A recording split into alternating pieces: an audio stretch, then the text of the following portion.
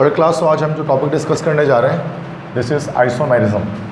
तो आइसोमेरिज्म का जो टॉपिक है वो सेकेंडरी केमिस्ट्री में ऑर्गेनिक केमिस्ट्री के अंदर आता है और ऑर्गेनिक केमिस्ट्री का जो समझ सबसे मोस्ट इंपॉर्टेंट टॉपिक है दैट इज़ आइसोमेरिज्म, जिससे एमसीक्यूज बन जाते हैं ईजिली। तो आइसोमेरिज्म किसे कहते हैं? देखो आइसोमेरिज्म 3 वर्ड से निकला है, आइसो, मर और ism.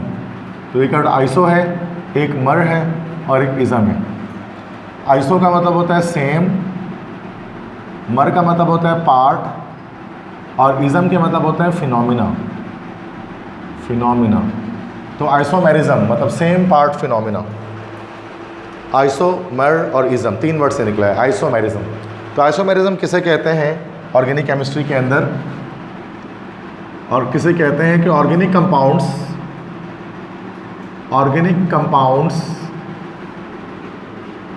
Having same formula but different structures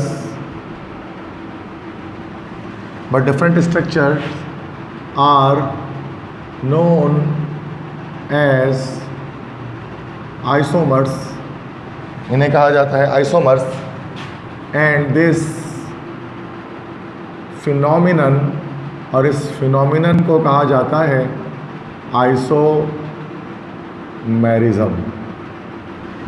देखो ऑर्गेनिक केमिस्ट्री के अंदर एक ख़ास किस्म का एक फिनोमिना हमारे पास होता है आइसोमेरिज्म का, कि एक ही फार्मूले पर डिफरेंट स्ट्रक्चर्स पॉसिबल होते हैं। तो इनऑर्गेनिक केमिस्ट्री में क्या होता है कि एक ही फार्मूले पर एक ही कंपाउंड पॉसिबल होता है, जैसे H2O। तो H2O जस्ट जो है वाटर का फार्मूला, इसके अलावा और किसी का नहीं है। लेकिन ऑर्गेनिक केमिस्ट्री के अंदर एक ही फार्मूले पर डिफरेंट स्ट्रक्चर्स और डिफरेंट कंपाउंड्स बन सकते हैं। वो तमाम डिफरेंट स्ट्रक्चर्स कहलाता है आइसोमर्स और ये फिनोमिना कहलाता है आइसोमेरिज्म। इसको मिसाल से समझें। फॉर एग्जाम्पल अगर हम इसकी मिसाल लें, अगर हम इसकी एग्जाम्पल देखें तो हमें पता है कि C6H12O6 is the formula of, ये किसका फार्मूला है? C6H12O6। It is the formula of glucose as well as fructose. Glucose का तो फार्मूला है ही C6H12O6, इसके साथ साथ ये फ्रक्टोज का भी फार्मूला है। ग्लूकोज फ्रक्टोज का सेम फार्मूला है। तो इसका क्या मतलब हो गया? तो so these two compounds are isomers। तो ये जो दो कंपाउंड्स हैं ये आइसोमर्स हैं, ग्लूकोज और फ्रक्टोज। क्यों? चूँकि दोनों का जो फार्मूला है वो सेम है। अच्छा, नाम अलग क्यों हो रहा है? बिकॉज स्ट्रक्चर्स अलग होंगे इनके। तो इसी ग्लूकोज का स्ट्रक्चर हम दो अलग अलग अंदाज से बना सकते हैं। तो इस तरह से ये ग्लूकोज भी है, ये फ्रक्टोज भी है। तो आइसोमेरिज्म इसी को कहते हैं, एक ही फार्मूले पर डिफरेंट कंपाउंड्स पॉसिबल हो। अब इसमें हम डिस्कस करते हैं टाइप्स कितने तरह के आइसोमेरिज्म हमारे पास होते हैं। तो टाइप्स ऑफ आइसोमेरिज्म,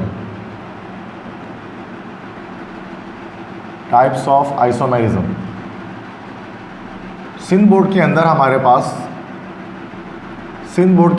पास सिर्फ 4 तरह के आइसोमेरिज्म है जिनको हमें पढ़ना है।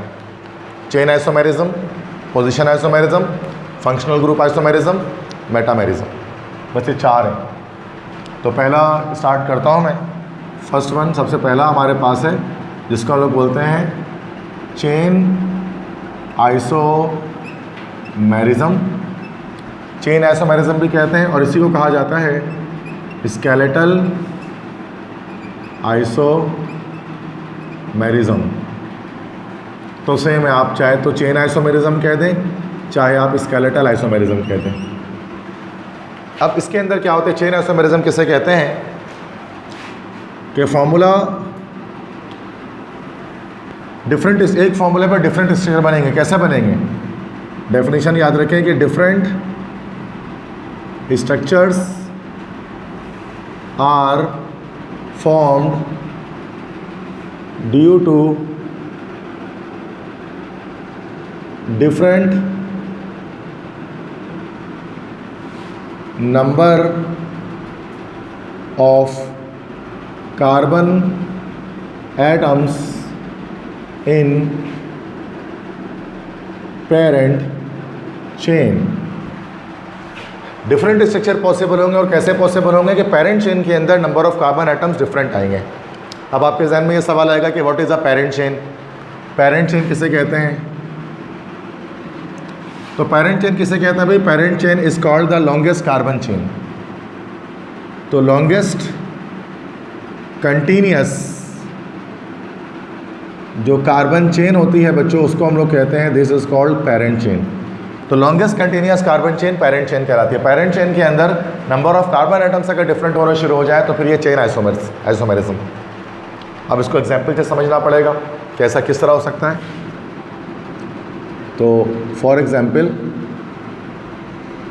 मिसाल के तौर पे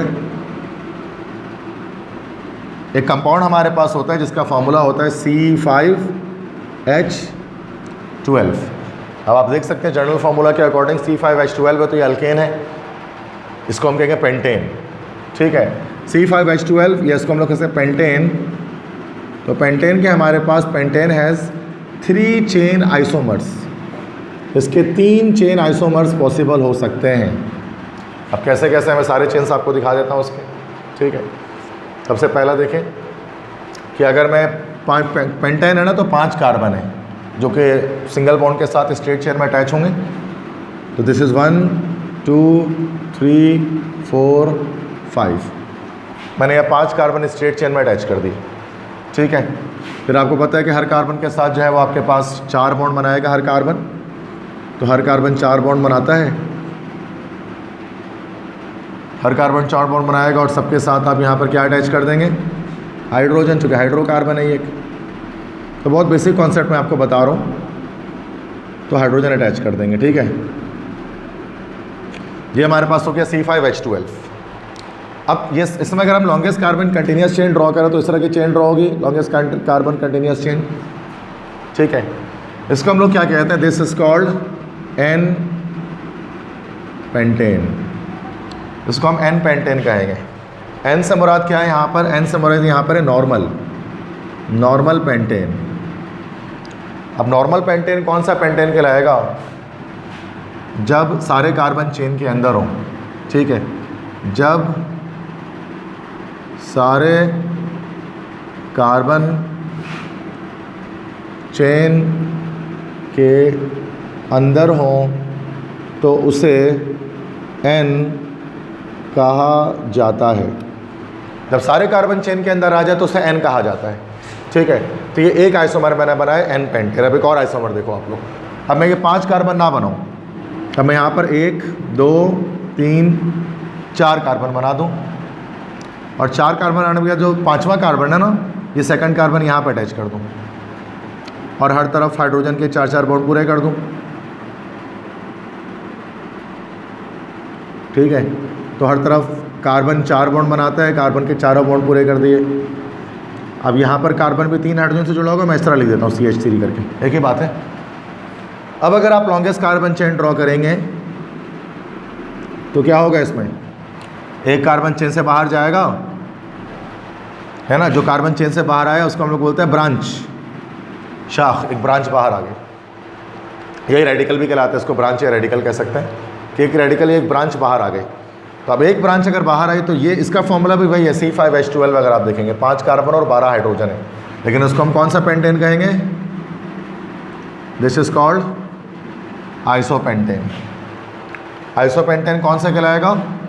जब एक कार्बन चेन से बाहर हो तो उसे आइसो कहा जाता है। समझे? ज़िंदगी में आखिरी बार आइसोमेरिज्म पढ़ रहे हैं, क्योंकि जाहिर सी बात है KU का टेस्ट लास्ट टेस्ट है, इसके बाद पढ़ना नहीं है, अब सिर्फ टेस्ट देना है और आगे यूनिवर्सिटी में जाना है। ठीक है, तो उस तरह से उसको पढ़ लो। तो देन ये हमारे पास हो गया आइसो। ठीक है, तो आइसो पेंटेन। अब एक और है, मैं बताता हूँ। यहाँ पर एक और देखो, चेन में तब्दीली हो गई, स्ट्रक्चर चेंज हो गया। स्ट्रक्चर चेंज क्यों हुआ? चूँकि कार्बन चेन के अंदर मैंने पहले 4 कार्बन थे, पहले 5 कार्बन थे, अब 4 कार्बन आ गए। अब एक और स्ट्रक्चर चेक करो, अगर मैं इसे 3 कार्बन बना दूँ और एक कार्बन ऊपर एक कार्बन नीचे ऐसे कर दूँ, और यहाँ सब जगह पर हाइड्रोजन है, और यहाँ पर 3 हाइड्रोजन, यहाँ पर 3 हाइड्रोजन।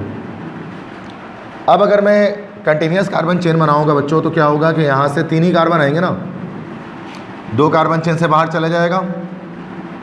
देख सकते हैं आप 2 कार्बन चेन से बाहर है। ये कौन सा पेंटेन है? इसको हम क्या कहते हैं? जब 2 कार्बन चेन से बाहर जाए तो उसको कहा जाता है neopentane. This will be called neopentane. तो नियोपेंटेन है, तो इसमें फिर देख रहे हैं फॉर्मूला C5H12 हो रहा है, फॉर्मूला तो सेम यही निकल रहा है, लेकिन स्ट्रक्चर डिफरेंट हो जा रहा है, चूँकि कार्बन की जो चेन है ना उसके अंदर आप तब्दीली कर रहे हो लॉन्गेस्ट कार्बन चेन में। तो जब 2 कार्बन चेन से बाहर हो तो उसे नियो कहा जाता है।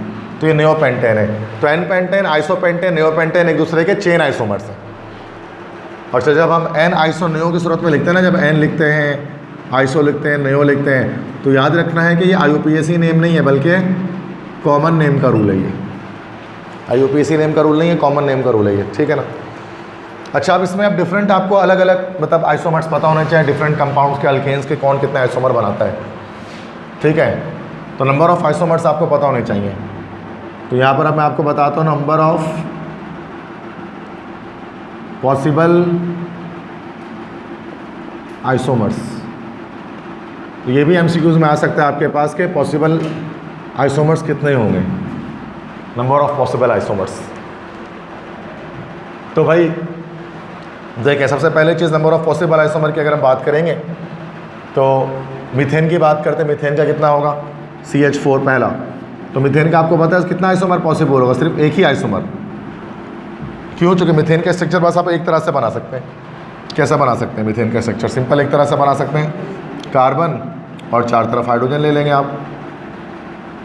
इसके अलावा तो बन ही नहीं सकता। तो लॉन्गेस्ट कार्बन चेन में तो एक ही तरह का स्ट्रक्चर आएगा और कोई आ नहीं सकता। अच्छा, अगर हम बात करेंगे C2H6 की, C2H6 की बात करें तो इसके हमारे पास, इसका भी एक ही आइसोमर हमारे पास पॉसिबल है, एक से ज़्यादा इसका आइसोमर पॉसिबल नहीं है। क्यों? N वाला सिर्फ पॉसिबल है बस, ऐसे बनेगा ना। अब जाहिर सी बात है लॉन्गेस्ट कार्बन चेन में 2 ही आएंगे। अब तुम ब्रांच तो नहीं निकाल सकते इसमें से, कि इसमें से ब्रांच निकल सकती है? नहीं निकल सकती। तो 2 आइसोमर है। अच्छा, C3H8 दैट इज़ प्रोपेन।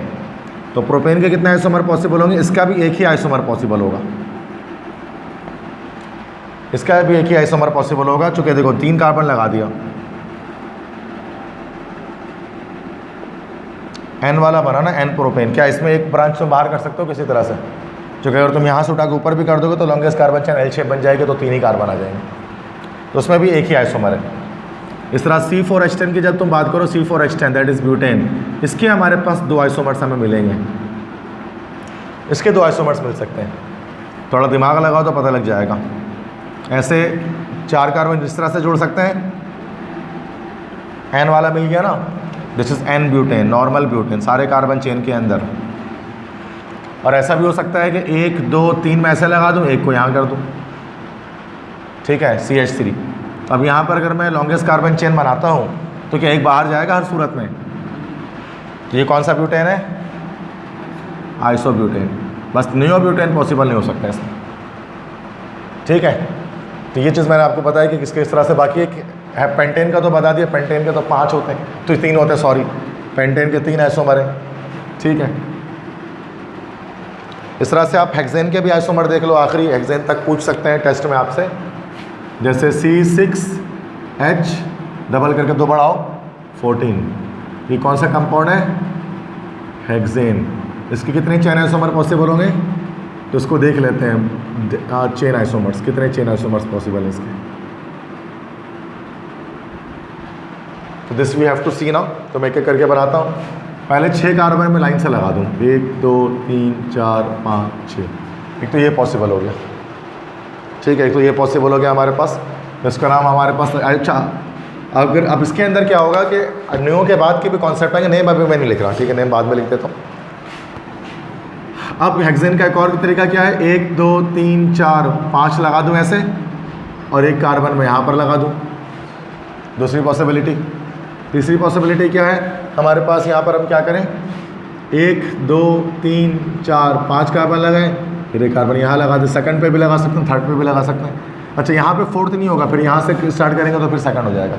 अब ये नहीं कि यहाँ लगाया तो फिर यहाँ लगाया तो आप बोलेंगे सर यहाँ के बाद यहाँ भी लगा दें, यहाँ लगाएंगे तो नंबरिंग यहाँ से शुरू होगी तो फिर सेकंड हो जाएगा, तो फ़ायदा नहीं है। ठीक है, ये स्ट्रक्चर्स पॉसिबल है। और स्ट्रक्चर देखो, टोटल मैं 4 बना दूँ, 1 2 3 4, एक यहाँ लगा दूँ, एक यहाँ लगा दूँ, तभी एक अलग चेन बनाना, इसमें चेन अलग अलग बन रहे हैं, इसमें 4 कार्बन आ गया इसके अंदर। एक और भी बना सकते हैं हम यहाँ पर 1 2, अगर मैं एक और इसमें यहाँ पर बनाना चाहूँ तो हाँ, तो यस एक ही कार्बन को ऊपर नीचे हम यहाँ पर ले लेते हैं। Yes you are right. यहाँ पर हम क्या करें, जैसे 1 2 3 4 लिया, एक कार्बन यहाँ ऊपर ले लिया, एक कार्बन नीचे ले लिया, तो 1 2 3 4 5, तो इसके हमारे पास 5, इसके अलावा पॉसिबल नहीं हो सकते अब इसके। अब इसमें हर कंपाउंड का अलग नेम बनेगा, इस पर सबके नाम अलग अलग है। ये हमारे पास n करके नहीं बोलेंगे हम ना, ठीक है, चूँकि अब नियो से ज़्यादा हो गया, चूँकि 2 कार्बन चेन से बाहर थे ना, अब इसमें नियो तो हो गया, अब इसमें भी 2 कार्बन बाहर है, इसमें भी 2 कार्बन बाहर है, तो दोनों नियो है, तो हम क्या करेंगे, नेम चेंज कर देंगे, फिर हम इसको IUPAC के लिहाज से नाम ले लेंगे। IUPAC के लिहाज से ये कि हमारे पास सिर्फ क्या हो गया, हेक्सेन, IUPAC के लिहाज से। ये हमारे पास सेकंड पर लगा हुआ है ना CH3, तो क्या हो जाएगा 2 मिथाइल, और टोटल कार्बन 5 है, तो फिर चेन के अंदर पेंटेन, ये हमारे पास क्या हो गया 3 मिथाइल पेंटेन हुआ। नेमिंग आती है भैया वाली करनी, यहाँ पर 2 पर भी लगा हुआ है, 3 पर भी लगा हुआ है, तो ये क्या हो गया 2,3 डाईमिथाइल। अब चेन के अंदर 4 कार्बन है, तो डाईमिथाइल ब्यूटेन, इसमें 2 पर दोनों लगा हुआ है, 2,2 डाईमिथाइल ब्यूटेन। ठीक है, तो 1 2 3 4 5, तो 5 आइसोमर्स। तो याद रखें, methane, ethane, propane, butane, pentane, hexane, सारे के आइसोमर मैंने दिखा दिए। समझ में आ गया चेन आइसोमेरिज्म क्या होता है, ये चेन आइसोमर्स कैसे बनते हैं, कार्बन चेन में तब्दीली की वजह से। सेकंड हमारे पास जो आइसोमेरिज्म है उसको हम लोग क्या बोलते हैं, पोजीशन आइसोमेरिज्म। अब पोजीशन आइसोमेरिज्म में क्या होता है कि different structures are form, different structures बन जाते हैं, different structures are formed due to the attachment of functional group on different carbon atoms। Different structure कैसे पॉसिबल होगा कि जो फंक्शनल ग्रुप होगा ना उसकी पोजीशन को हम आगे पीछे करेंगे, जिसकी वजह से हमारे पास क्या होगा कि डिफरेंट पोजीशन आइसोमर्स हमारे पास पॉसिबल होने शुरू हो जाएंगे। अब ऐसा किस तरह हो सकता है, एग्जाम्पल देखते हैं, 1-2 एग्जाम्पल से समझते हैं। फॉर एग्जाम्पल,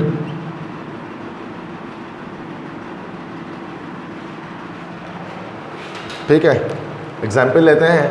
तो एक कंपाउंड में यहाँ पर लिखता हूँ, एक फॉर्मूला लिखता हूँ C3H7Cl, C3H7Cl। तो इसके यहाँ पर मैं आपको बताऊँगा कि उसके यहाँ पर हमारे पास 2 पोजीशन आइसोमर्स पॉसिबल हो जाएंगे। पोजीशन आइसोमर, चेन में छेड़छाड़ नहीं करना है, पोजीशन के अंदर हम देखते हैं चेंजिंग होगी, तब्दीली आएगी। ठीक है, जैसे C3H7Cl है ना, तो 3 कार्बन ले लिया आपने, 3 कार्बन ले लिया आपने। अच्छा, मैं अब कार्बन इस तरह ले रहा हूँ मैं, ठीक है, CH3 CH2, बात तो वही है ना, आप इस तरह लिख दें चाहे आप इस तरह लिख दें। अब यहाँ पे एक यहाँ पर हटाकर हाइड्रोजन यहाँ पर एक Cl अटैच कर देते हैं, यस, ठीक है। और तो ये हमारे पास हो गया फंक्शनल ग्रुप, बताया था ना फंक्शनल ग्रुप के लेक्चर में, क्लोरीन एक फंक्शनल ग्रुप होता है, नंबरिंग यहीं से स्टार्ट हो गई। तो ये हमारे पास क्या हो गया, दिस विल बी कॉल्ड, इसका नाम क्या हो गया इस कंपाउंड का, दिस इज 1-क्लोरोप्रोपेन, ये 1-क्लोरोप्रोपेन बना। इसी में एक और स्ट्रक्चर देखें, CH3 CH2 CH3, ठीक है। अब यहाँ से एक हाइड्रोजन हटा दें और उसकी जगह पर क्या लगा दें, एक Cl लगा दें, ये ऊपर लगाते तो कहीं पे भी लगा दो, ऊपर नीचे कहीं पे भी लगा लें, बात देखिए Cl, ठीक है। तो नंबरिंग किया तो 1 2 3, ये फंक्शनल ग्रुप आ गया। सेम Sc3H7Cl ये भी होगा, लेकिन यहाँ देखो पोजीशन चेंज कर दे, तो ये इसका नाम क्या बन गया हमारे पास, 2-क्लोरोप्रोपेन। बात समझ में आ रही है? तो इस तरह से हमें डिफरेंट आइसोमर्स मिल सकते हैं।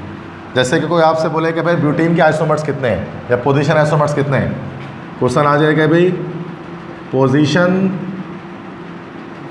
Isomers of butene. ब्यूटीन तो पता है आपको C4H8 अल्कीन है ना, ये डबल बॉन्ड होगा इसके अंदर, 2 पोजीशन आइसोमर्स होंगे, ठीक है। तो CH3, अच्छा पहले मैं डबल बॉन्ड यहीं अटैच कर दूँ, डबल बॉन्ड CH, उसके बाद CH2 CH3, सही है। तो ये कंपाउंड हमारे पास क्या कहलाएगा, फर्स्ट पोजीशन पर डबल बॉन्ड लगा, दिस इज 1 ब्यूटीन। अब डबल बॉन्ड को आगे बढ़ा दो, CH3 CH double bond CH, chain बनाना आता है ना सबको, CH3, इसको हम लोग क्या कहेंगे, दिस इज 2 ब्यूटीन। अच्छा आगे बढ़ा देंगे क्या, 3 ब्यूटीन हो जाएगा, अगर इस वाले पे लगा दे 3 ब्यूटीन, नहीं फिर दोबारा 1 हो जाएगा, क्योंकि नंबरिंग यहाँ से शुरू हो जाएगी। तो 2 ही इसके भी पोजीशन आइसोमर जो हमारे पास इसके पॉसिबल कितने रहे, 2 पोजीशन आइसोमर्स। तो इस तरह से भी क्वेश्चन MCQs में आ सकता है ना, पोजीशन आइसोमर्स पॉसिबल कितने, ठीक है। बात समझ में आ गई, पोजीशन आइसोमर्स समझ में आए। क्योंकि डबल बॉन्ड इज आल्सो, ये जो डबल बॉन्ड लगा हुआ है ना बच्चों, ये जो डबल बॉन्ड है, this is also a functional group, ये भी फंक्शनल ग्रुप ही होता है, जैसे Cl एक फंक्शनल ग्रुप है, सही है, समझ में आ गया। आगे बढ़े थर्ड टाइप में।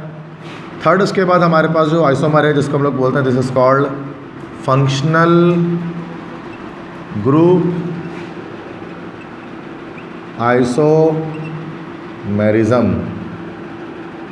फंक्शनल ग्रुप आइसोमेरिज्म, अच्छा फंक्शनल ग्रुप आइसोमेरिज्म में क्या होता है, इसमें भी डिफरेंट स्ट्रक्चर पॉसिबल होंगे, बट कैसे, different structures are possible due to the attachment of different functional groups। Different structures possible होंगे due to the attachment of different functional group.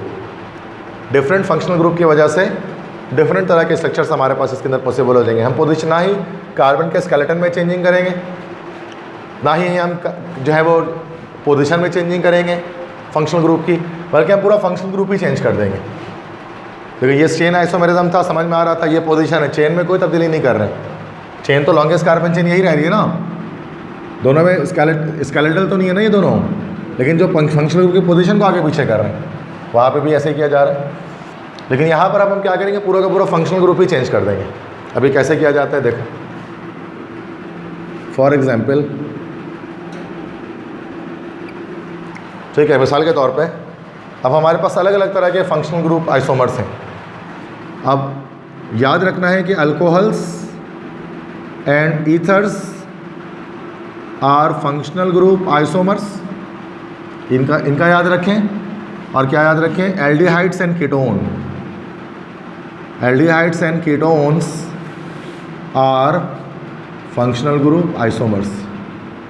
इनके अंदर बहुत ज़्यादा दिखी जाती है। अल्कोहल और ईथर ये फंक्शनल ग्रुप आइसोमर है, एल्डिहाइड और कीटोन ये फंक्शनल ग्रुप आइसोमर है, दोनों के जनरल फॉर्मूले भी सेम होते हैं, दैट्स वाई। अब अल्कोहल तो आप जानते हैं क्या होता है, आर के साथ OH अल्कोहल है और आर के साथ OR ईथर है। एल्डिहाइड क्या होता है, आर के साथ COH और ये आर के साथ COR, ठीक है।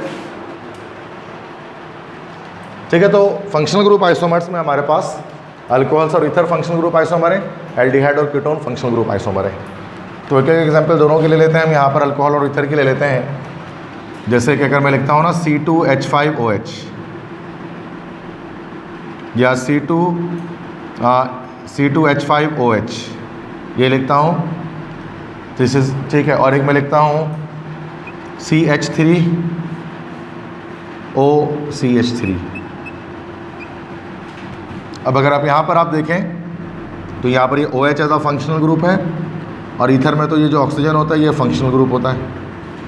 तो फंक्शनल ग्रुप अलग अलग है, यहाँ अल्कोहलिक लगा हुआ है, यहाँ पर ईथर का फंक्शनल ग्रुप लगा हुआ है। सो ये अलग अलग कंपाउंड बन गए। ये बन गया हमारे पास इथाइल अल्कोहल, और ये बन गया डाई मिथाइल ईथर। तो ये दोनों के दोनों हमारे पास क्या है भाई, आइसोमर्स हैं। क्यों आइसोमर है? क्योंकि फॉर्मूला सेम है, C3H6O ये भी है, C2H6O ये भी है, C2H6O ये भी है, बट दोनों के फॉर्मूले सेम, स्ट्रक्चर अलग क्यों हो रहा है? चूँकि डिफरेंट फंक्शनल ग्रुप अटैच हो गए। सेम इसी तरह से आज जो एल्डिहाइड और कीटोन में आपको मैं दिखा देता हूँ, एक स्ट्रक्चर में दिखाता हूँ, C2H5 carbon double bond oxygen H, एक ये स्ट्रक्चर है, और एक है CH3 carbon double bond oxygen CH3।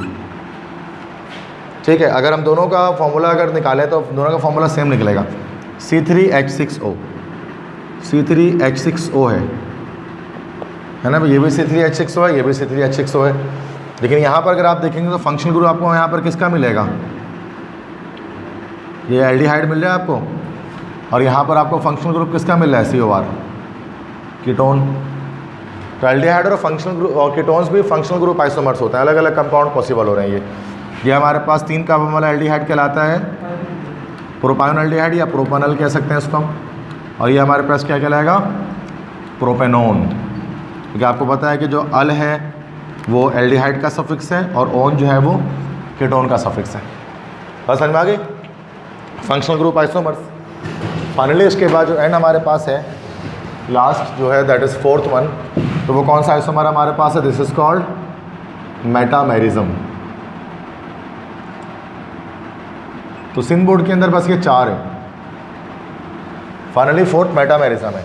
अच्छा, मेटामेरिज्म सबके लिए नहीं है, सिर्फ एक कंपाउंड के लिए, ओनली फॉर ईथर्स। मेटामेरिज्म जो है ना, this is only for ethers. ये सिर्फ ईथर्स के लिए। ईथर्स क्या होते हैं ये तो आपको पता है, ROR, ये होता है ईथर। तो ये कैसे बनता है? Different compounds are possible due to the unequal distribution of alkyl radicals on both side of functional group। ये सिर्फ ईथर्स के अंदर होता है। क्या होता है कि ईथर में जो फंक्शनल ग्रुप हमारे पास है दैट इज़ ये ऑक्सीजन का, इसके दोनों तरफ जो रेडिकल्स है ना, उनके अंदर अनइक्वल डिस्ट्रीब्यूशन होगी, डिफरेंट नंबर ऑफ जो है वो कार्बन एटम्स इनके अंदर मौजूद होंगे। ठीक है, तो फॉर एग्जांपल अब मिसाल के तौर पे ऐसा कैसे हो सकता है, कौन सी एग्जांपल ले ले? जैसे मैं एक कंपाउंड ले लेता हूँ, एक फार्मूला ले लेता हूँ मैं आपके पास, C4H10O, C4H10O। अब C4H10 में O में अब 2 कंपाउंड्स की पॉसिबिलिटी यहाँ पर बन सकती है। एक तो क्या है, C2H5O, C2H5, ठीक है, जिस कंपाउंड को हम लोग कह सकते हैं डाई इथाइल ईथर। तो आप देख सकते हैं कि फंक्शनल ग्रुप के दोनों तरफ यहाँ पर 2 कार्बन अटैच कर दिए, यहाँ पर 2 कार्बन अटैच कर दिए। अब यहीं पे एक और क्या लिख सकता हूँ, CH3 ऑक्सीजन, C3H7। तो अब यहाँ फंक्शनल ग्रुप में आप क्या देख रहे हैं, यहाँ फंक्शनल ग्रुप में एक तरफ 1 है और एक तरफ 3 है, तो है तो टोटल 4 ही बन रहे हैं। देखो जाए तो ये भी C4H10O बन रहा है, ये भी C4H10O बन रहा है, लेकिन इसका नाम अलग है, कंपाउंड अलग है। ये M से मिथाइल और P से प्रोपाइल, अल्फाबेटिकल ऑर्डर फॉलो होगा कॉमन नेम रूल में। तो क्या हो जाएगा यहाँ पर, मिथाइल प्रोपाइल ईथर। अच्छा, ये बड़े ईथर्स के लिए और ज़्यादा मेटामर्स पॉसिबल हो जाएंगे। ठीक है, मेटामर्स की तादाद बढ़नी शुरू हो जाएगी अगर ईथर्स डिफरेंट होना शुरू हो जाए। मिसाल के तौर पे अगर इस तरह से ईथर है कि एक ईथर हमारे पास यहाँ पर हमने ले लिया C10H22O, C10H22O, ठीक है। अब यहाँ पर कितने सारे इसके पॉसिबल हो सकते हैं, इसके नंबर ऑफ मेटामर्स, कितने मेटामर्स इसके बन सकते हैं, कितने मेटामर्स इसके अंदर बन सकते हैं C4H10O में, C10H22O में। देखो एक कार्बन यहाँ लगा दिया ऑक्सीजन, 9 कार्बन यहाँ लगा दिया, दूसरा 2 कार्बन यहाँ लगा दिया ऑक्सीजन, 8 कार्बन, और 10 ही होंगे, 8 2 10। तीसरा C3O और कार्बन यहाँ पर 7, चौथा C4 ऑक्सीजन और कार्बन यहाँ पर 6, C5 ऑक्सीजन कार्बन यहाँ पे 5। तो 1 2 3 4 5, तो कितने हमारे पास यहाँ पर 5 मेटामर पॉसिबल हो गए। तो ये सिर्फ ईथर्स के अंदर होती है कि ईथर में जो ऑक्सीजन फंक्शनल ग्रुप होता है उसको दोनों तरफ जो हमारे पास रेडिकल्स हैं उनमें चेंजिंग करके हम क्या कर रहे होते हैं, आइसोमर्स बना रहे होते हैं। तो ये हमारे पास 4 तरह के जो है वो आइसोमर्स होते हैं, चेन, पोजीशन, फंक्शनल ग्रुप और मेटामेरिज्म।